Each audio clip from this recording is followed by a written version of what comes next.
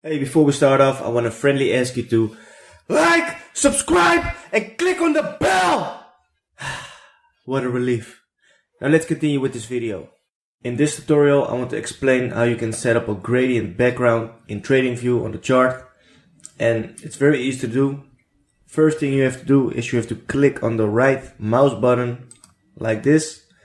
Then you go to the settings option over here. You can recognize it by the gear icon.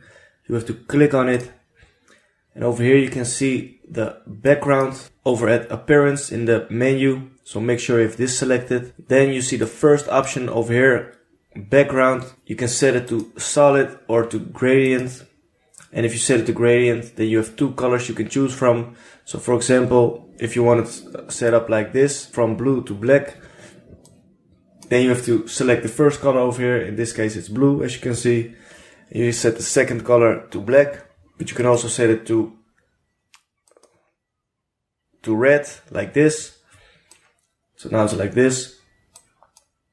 Or you can set it to another color, for example orange, or whatever you like. If you want to switch back to a solid color again, just tap on this arrow, make sure you have solid selected, and over here you can set the color that you want for your chart.